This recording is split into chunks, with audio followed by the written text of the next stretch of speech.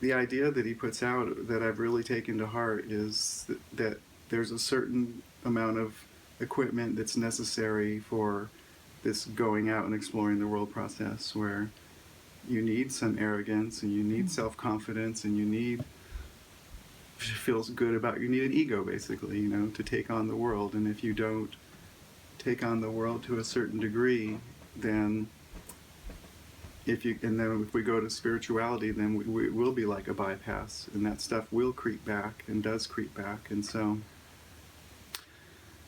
but that at a certain point in a life, there could be enough taking on the world and enough experience with that to have come to the conclusion there's something else that's going to be more fulfilling, or next fulfilling, I should say. So it's like a continuum in a way, but it's different, completely different equipment needed. And so one of them is going out and feeling more confident and getting things done and getting high from that, at least in my case. And then the next journey is involving, it doesn't take away that part of life, but it does involve, to a certain degree, and maybe to a ever increasing degree, which I'm discovering, an exploration of equipment that is much more passive, much more receptive, and I've had that experience certainly, and probably more times than anyone should have had it, and not be compelled to pursue it many hours a day, you know, to that possibility, or at least see what's in the way of that possibility. And so, but it does involve, to some degree, putting down that train, that compulsion, that exploration, external exploration, to grab onto things, to ride the energy in a much more passive place. It's much more expansive, but it's much more passive, and that's a difficult thing to do, but it's something that I'm working on. And the thing Well, when I met him, I was shopping, and I think Shopping for. shopping for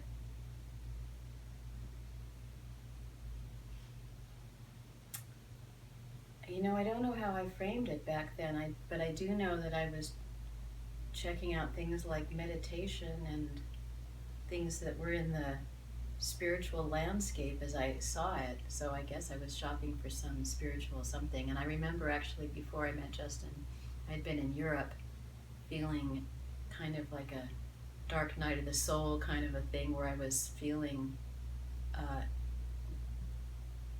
not good on the inside and looking for something. And I had gone back to Europe after having completed my 2 years in France. I'd gone back looking for the next thing, and decided now I was going to go to Italy instead of France, and I was going to learn Italian instead of French, and that was going to be my next gig. And I brought a girlfriend from high school and a girlfriend from Paris. Like, arranged it that we would all go to Florence together. And I was going to start my next thing, and I packed a sitar with me. I'd been taking sitar lessons, a big old thing, and I had a homemade case for it and everything. I got on the train with this big old thing, thinking it was some spiritual in some way or something. And it didn't do it for me. It felt like it was different than when I had gone before to go to Paris. It was like, something's not right here. And I had started, I enrolled myself in a language course, and I dropped out of the course, and I ended up coming home. It was but before I came home, I remember very distinctly being on this street and looking at a flyer in a bookstore about meditation, I think it was. I'm trying to remember if it was about meditation or if it was about Gurdjieff, one or the other. I kind of think it was meditation, but I also know that when I was in France, I read, believe it or not, I read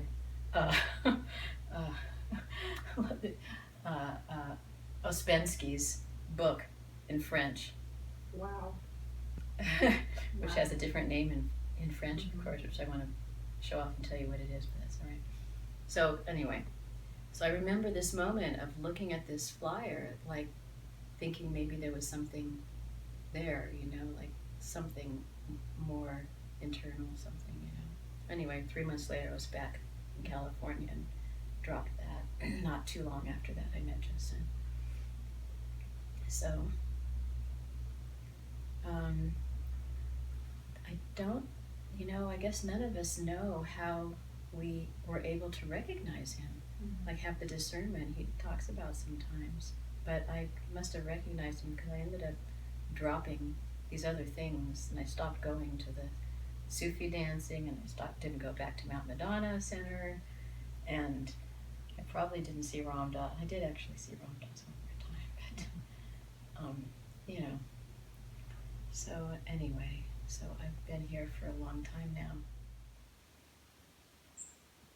How's it been for you to be a father for a huge chunk of the years that you've been in this school, to have that dedication while having this dedication? How's it gone for you? Mm-hmm.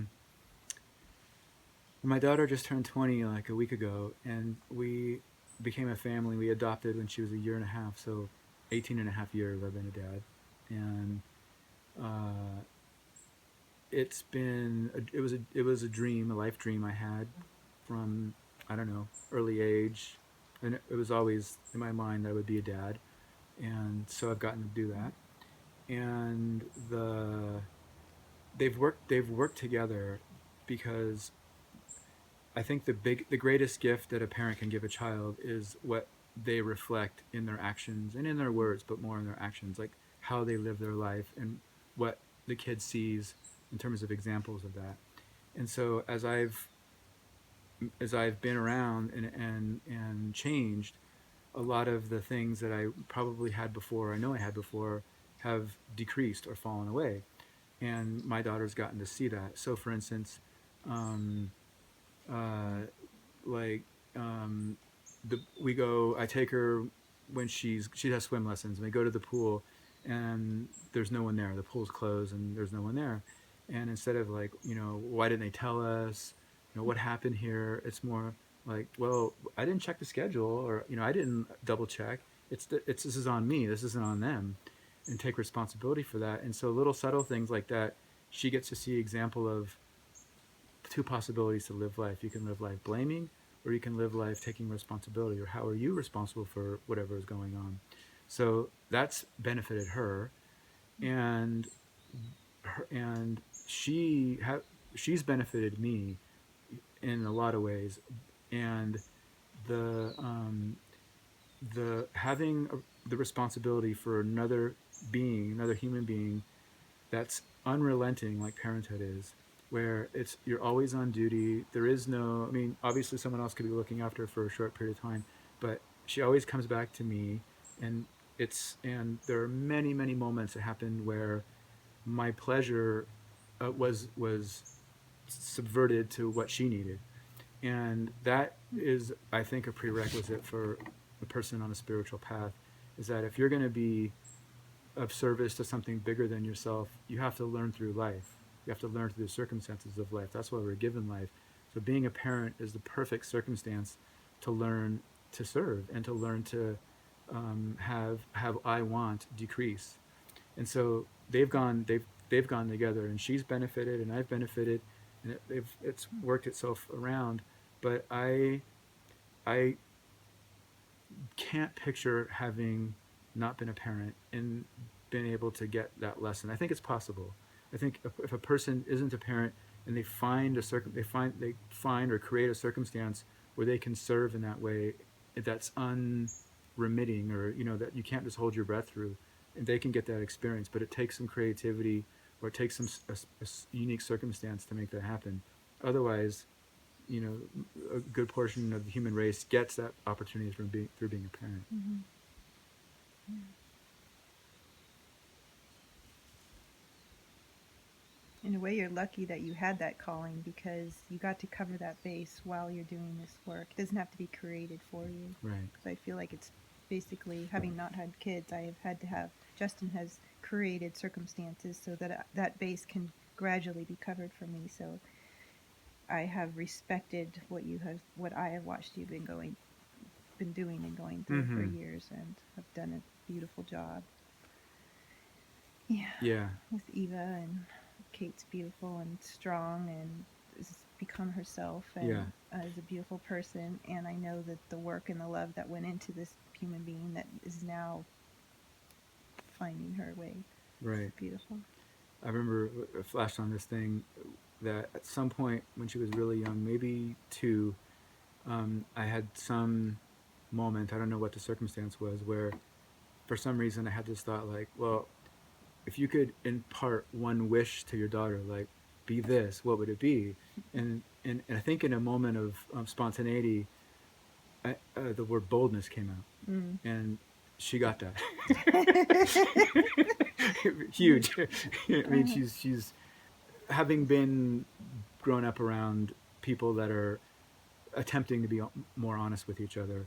That's rubbed off on her, and so now she's out in the world with a certain expectation of honesty that is frequently not met, Mm. and it's a little bit challenging for her to say what she thinks and have that be accepted around here, and for her to do that with a classmate or a teacher or a housemate or whatever, and it's like they're not used to that. So it may have been a little bit too much of a wish, and if I thought about it again, I might pick something else. But that's what I picked in the moment, and for some reason, it was granted.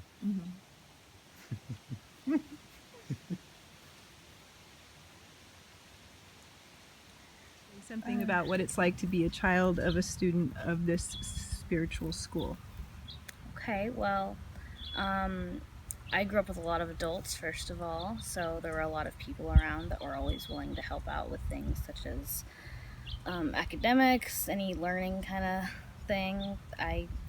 Christmases were fun, got a lot of gifts, but related to any spiritual focus, I think the goal of the group is to, like, from what I understand, is to work on oneself and kind of like acknowledge their flaws and then be conscious of them and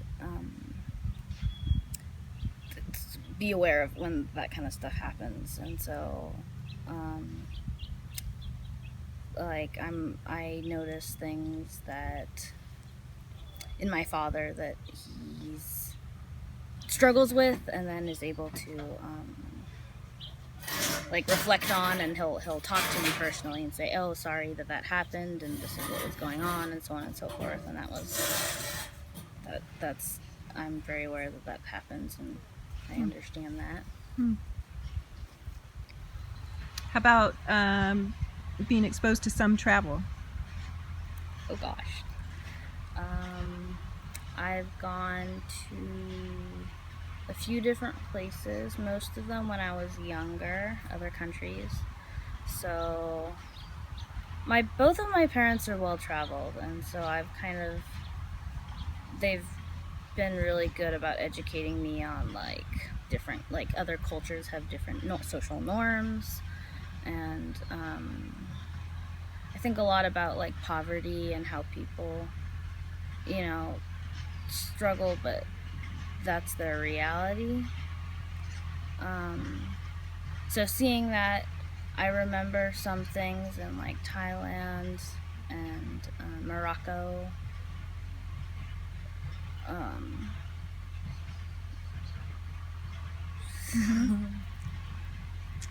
Let's see.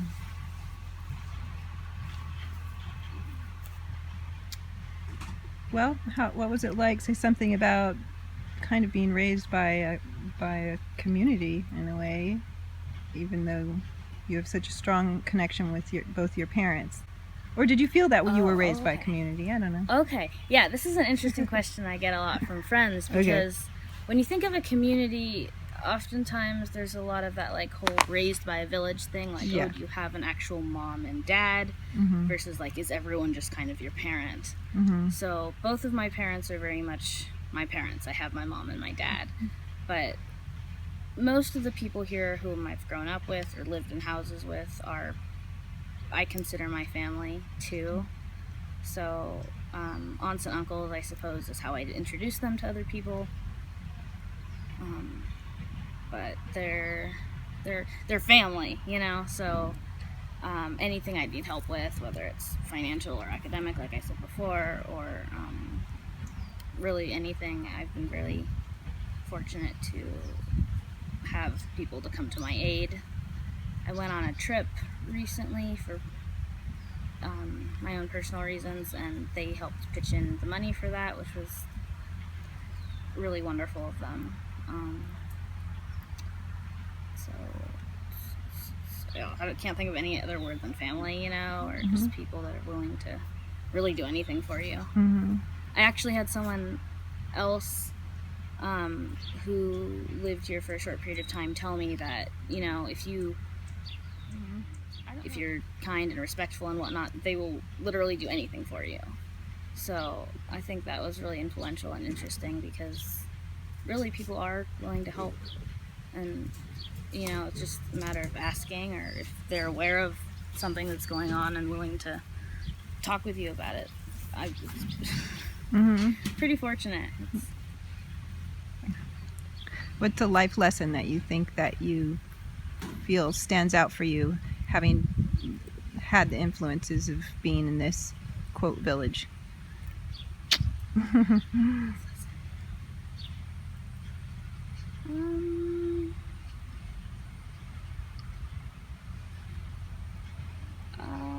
That's a difficult question, because there's a lot of things that turning 20 and moving away from home, I'm realizing that is not normal. So I tend to be really conscious of other people's feelings and whatnot. And also I'm very forward and very honest. And going away for school and whatnot, I'm realizing that people aren't as straightforward with you. I'll say, hey, I don't want to do something, or present other options, and people are like, oh my god, why would you say that? Or that's so blunt, and I feel almost shy, because I didn't realize that people are, I don't know, conservative, or just they're afraid to say what's happening or what's going on with themselves, or situations that they're in. And I've kind of grown up where all of that's out in the open, or shared, and it's really really different being away from home. So that's been eye-opening and bizarre. So how did you know this was the place for you? Well, I had at the time been reading A Peaceful Warrior, and I knew it was a little bit fanciful, but the story of the Peaceful Warrior and the teacher that this guy had, I think Dan Millman had discovered, and it seemed kind of out there, but actually possible.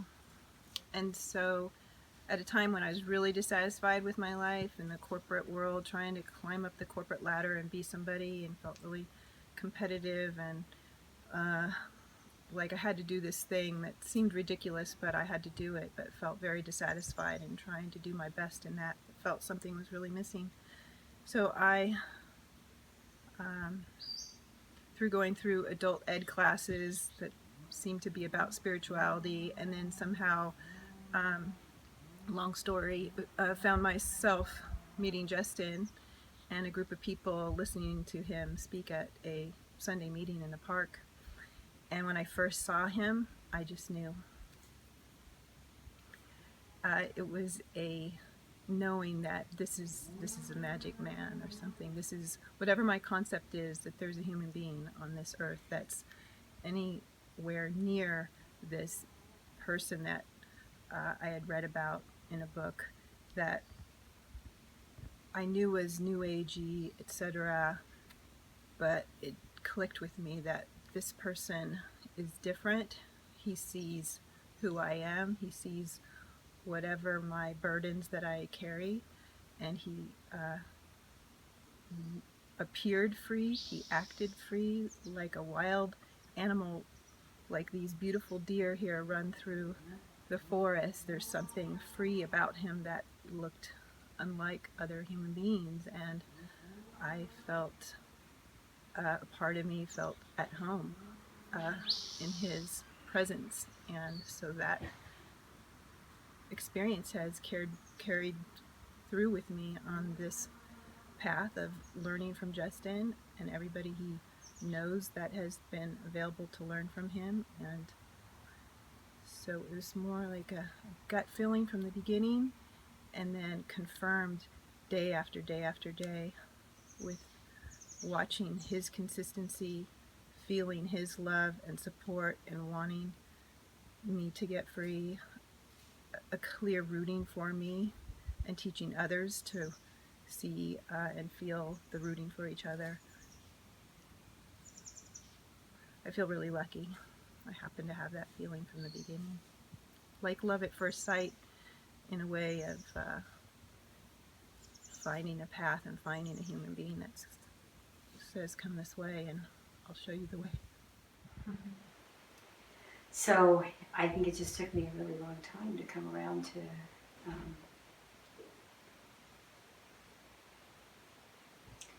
getting the idea that life was not my enemy, that I could have friends on this earth, because, you know, I didn't. And that being a human being came first, and that everything else came from that. And I think that I have actually come around. I know this, I've gotten off your question, but I think I've come around to just being, you know, some little creature that couldn't understand why I was here in the first place. I mean, from very young, coming around to doing all sort, you know, living and doing the ballet thing and going to all sorts of spiritual talks and reading all sorts of books and like that, and then meeting Justin, and then coming around to the simplicity of it, really. I was just reading this thing in that Trimpa wrote in that book, Cutting Through Spiritual Materialism, and he's talking about simplicity and precision. And that the simplest things, like even the way that you walk, you know, that one foot lifts up and then the toe touches down, and then, or however it touches, and then that the simplest thing, there's so much subtlety and so much precision in that. And I think that's how I see life now, that it doesn't have to, I wanted it to be serious and complicated and philosophical and psychological, and, you know, I just wanted to add and add and add and add and add, because I couldn't get anything out of just being a simple human. And I think, if anything, I've come around to really appreciating that there's a simplicity about life that kind of clears the way, maybe. Maybe that's a good way to say it. It just sort of clears out all the add-on. And I think that once you can feel the simplicity of being a human being, that your heart is open at that point. And then from there, I think things can move to finer and finer places. And that's where spirituality lives in human life, I think. That's super. Okay, tell me something about why you were magnetized to come around here and know people here and be a student of Justin's, like that. Initially, I came here just at the invite of a friend of Sia, and I thought it was kind of, I don't really even remember the talk that I heard of Justin's, but then when I went through having like my rug totally pulled out from under me from being divorced and asked to leave my home with like 3 days notice, the first thing I thought of was, like, I really thought, wow, I should use this opportunity to, like, suddenly the rug's pulled off so I could go deeper in some way. And I just thought of here. And there's I'm trying to think, what was it that made me think of here? I think it was like the reality. It's like a reality-based program here. And the sense that, like, each thing that Justin was saying wasn't so much like talking about something from a distance, trying to describe it, but actually like speaking from what was actually happening and how things were. And so that seemed like the flavor of the different flavors that were out there, the thing that if I wanted to like look underneath and have this opportunity to have the rug ripped off, see what the floor was like, then that seemed like that most of that kind of flavor that something I'd experienced. Okay, tell me, since we just had a Sunday meeting, how you see the value of our Sunday meeting gatherings. My gosh, the amount of knowledge that's been passed on from Justin to all the individuals and the students of the whole body is incredible.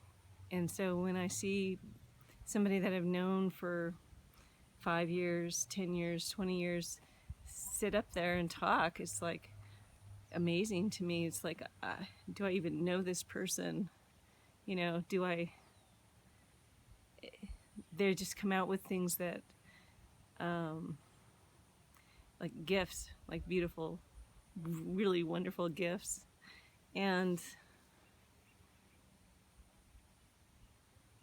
not only beautiful talking, but like concrete examples that are coming out of their life and their everyday living. And feel grateful. I feel grateful to know these people and to know where that comes from. And that I'm one of those people. Mm-hmm. So I think it's really super valuable. And I love to hear Justin speak, but when he doesn't and I get to hear my peers speak, it's also really beautiful and really, really valuable.